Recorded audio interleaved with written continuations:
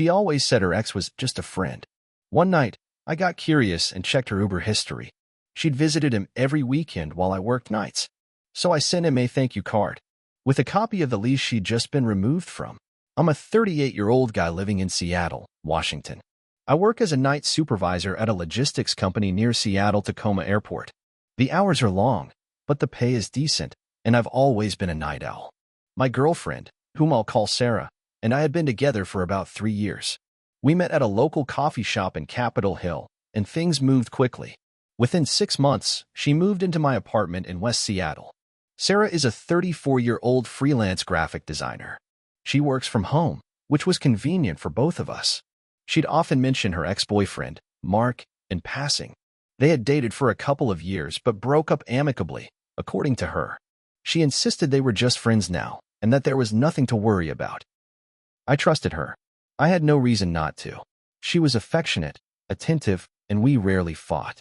But over time, I started noticing little things.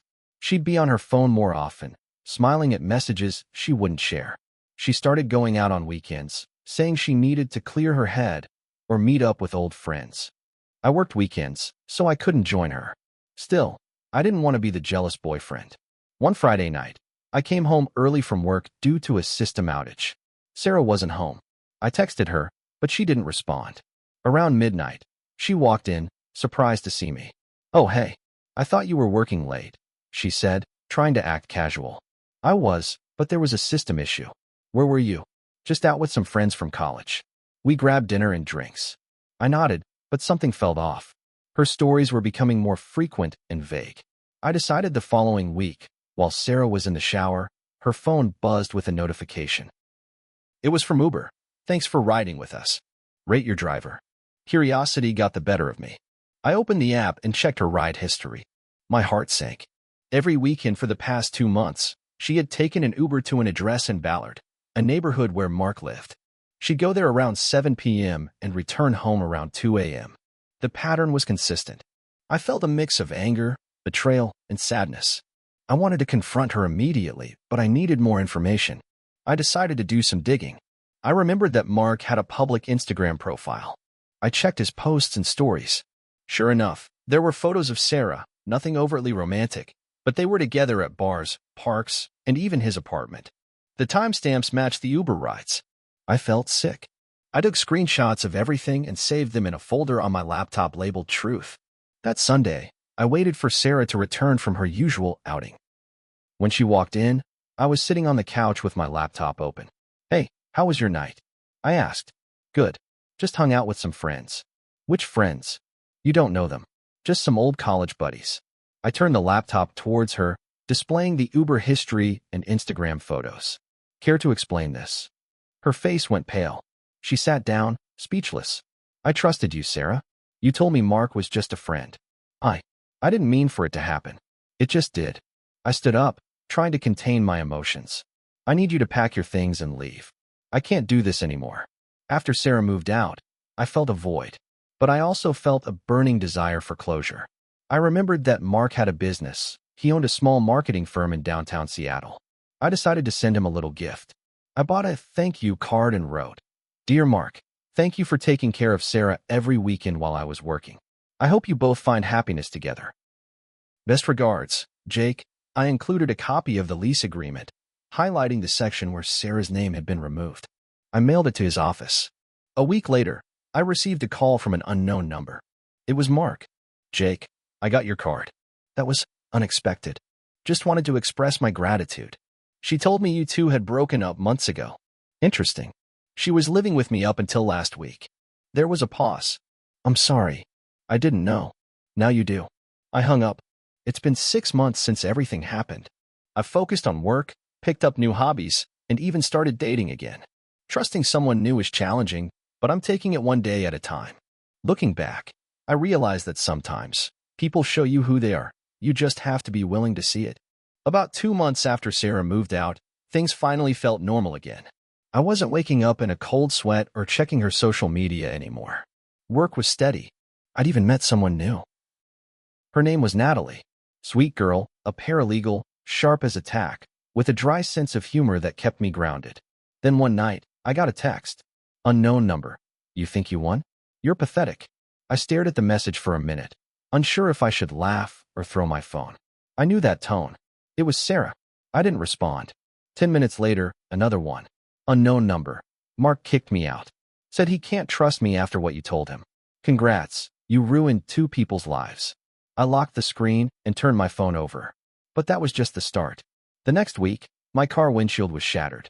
Parked right in front of my apartment complex. Nothing stolen, just smashed. The cops said it looked like someone used a tire iron. 3 days later, Natalie's tires got slashed while she was visiting me. That was the moment I stopped playing nice. I filed a police report and gave them Sarah's full name and address. I had no proof, but I wasn't going to sit around waiting for things to get worse. Word travels fast in a city like Seattle, especially when your ex has no shame and all the free time in the world. One of my coworkers pulled me aside.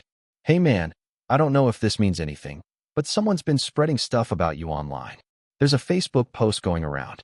Says you're emotionally abusive, controlling. Says you kicked your girlfriend out and kept all her stuff. I felt like someone kicked me in the chest.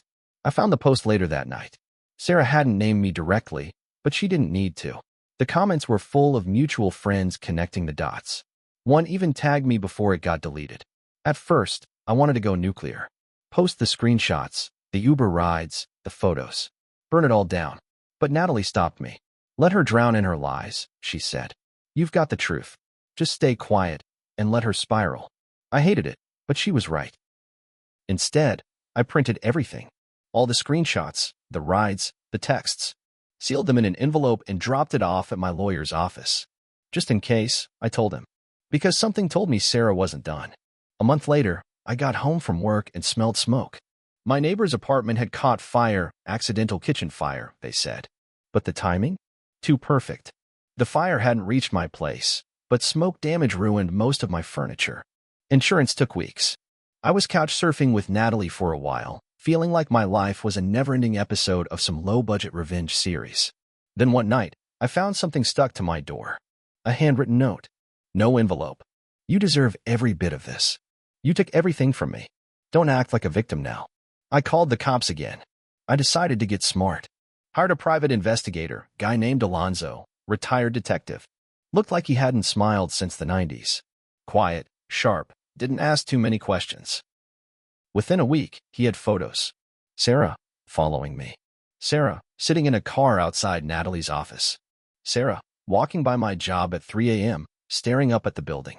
He gave me everything in a flash drive and said, get a restraining order. Yesterday, we went to court. Sarah showed up in sunglasses, looking bored. When the judge read the list of incidents, she smirked like it was all a joke. But the photos, the photos changed everything. She looked like someone caught mid-prank, except no one was laughing. Restraining order granted. 100 feet, no contact. Period. I walked out of that courtroom lighter than I'd felt in months. But even then, I knew. People like Sarah don't follow rules. They wait. They watch. They get creative. It was about this time that Natalie started acting weird. Quiet. Distant. Checking her phone too often. I asked if she was okay, and she brushed it off. Then one morning, I woke up to a long message on my phone. Jake, I care about you, but this is too much. I feel like I'm in a war that isn't mine. I need space. I'm sorry. She was gone before I even left the bedroom. I sat on the edge of the bed, staring at the wall, wondering if I'd ever feel normal again. 3 days later, I got an email from an unknown address. Subject line. Thought you should see this. Attached was a video.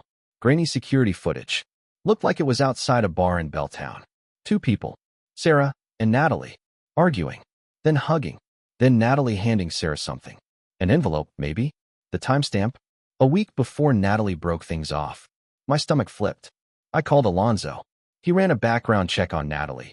Turns out she and Sarah had gone to the same college. Same dorm, same year. Friends once. Something had happened between them, something bad. A falling out. But I'd never been told.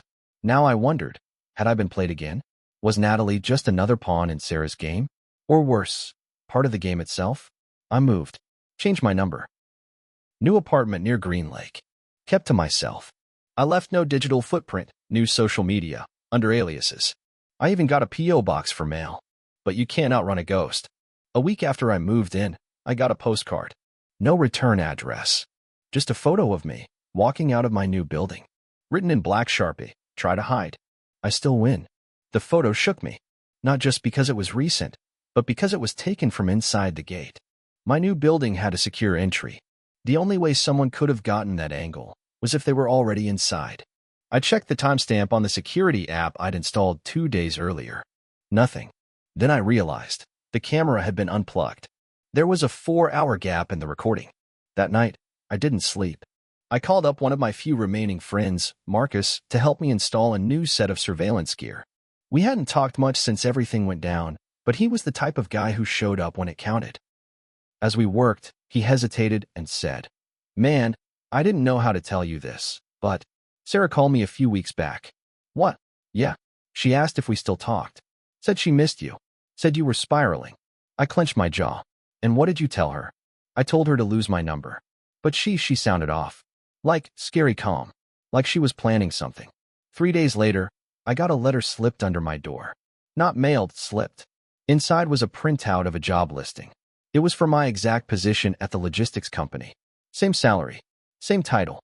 Scrawled in red pen at the bottom. "Might want to start updating your resume." Then it clicked.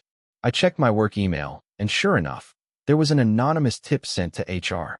Allegations of misconduct. Completely made up, but detailed.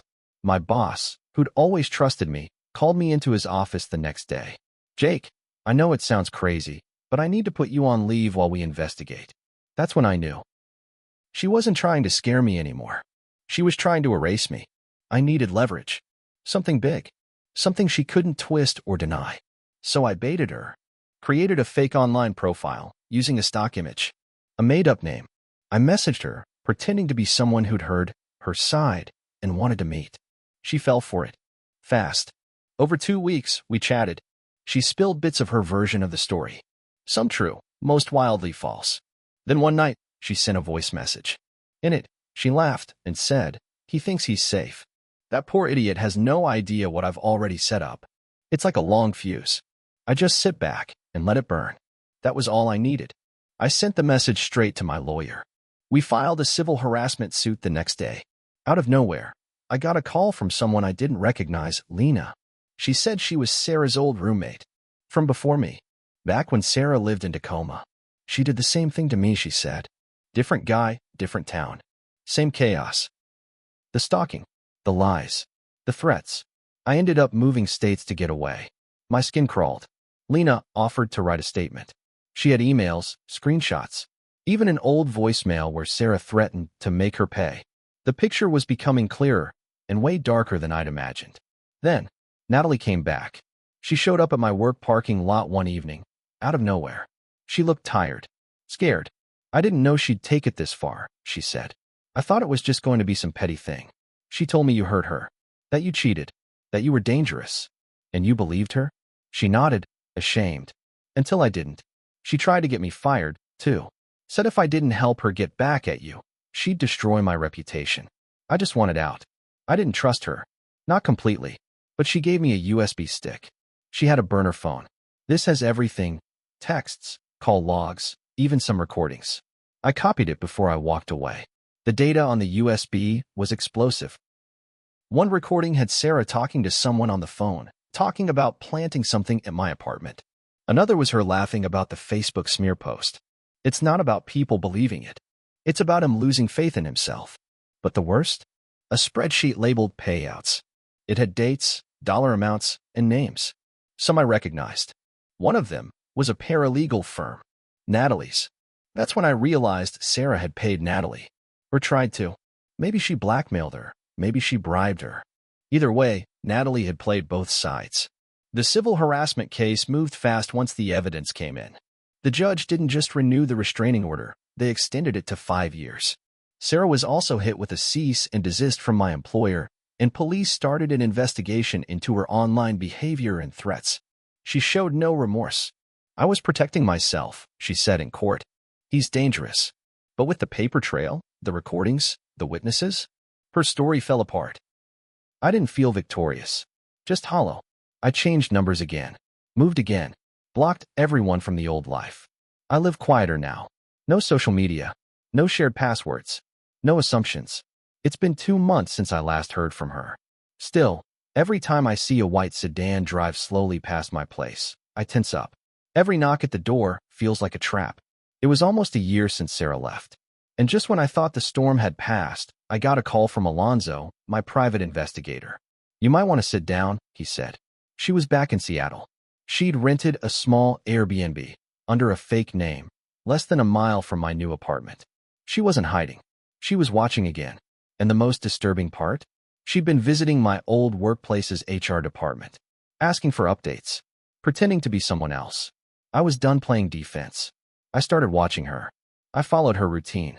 Grocery store, library, back to the Airbnb. She walked around like the world owed her something. Like nothing ever stuck to her. I remembered all the times I stayed silent. All the times I tried to take the high road. And what did it get me? A burnt life. So I made a choice. I waited until she was out. I slipped into the Airbnb backyard. Tiny, fenced, easy to get into. I didn't break anything. Just left a gift on her doorstep, a manila envelope. Inside, a printed photo of her and Natalie, arguing, then hugging. Another of the fake resume she used to get a job at a nonprofit she recently applied for. And a typed note.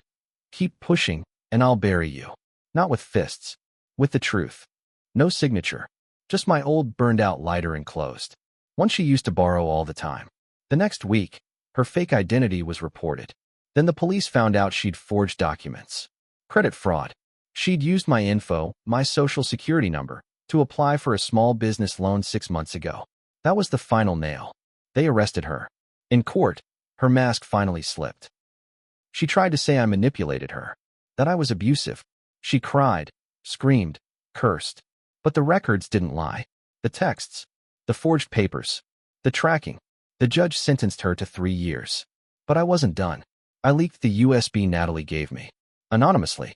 Sent it to her firm. To the Bar Association. They opened an ethics review. Turns out, Natalie had tampered with at least 2 other client cases. Used confidential info. She lost her license. She emailed me a week later. "You ruined me." I didn't answer. But let's not act like I came out clean. I lost friends. Family who thought I should have let it go. People who said I was obsessed. And maybe I was. I changed. Got colder. Suspicious of everyone. I moved again. Cut ties. I work remote now, in a cabin near Spokane. I barely talk to anyone. So yeah, I got revenge. But I also lost who I was. The last time I saw her, she was in cuffs, being loaded into a van. Our eyes met. She didn't look angry. She looked bored. Like she was already planning her next move. 6 months later, I got a letter. No return address. No message. Just a burnt photo. Me. Standing outside my cabin. I smiled. Because I had a backup plan. Always. Cameras. Traps. Records. And I kept one last gift for her. A full dossier. Every detail. Every mistake. If she comes back, I'm ready. Because some stories don't end. Some just wait for the next chapter. And when it comes, I'll be the one writing it.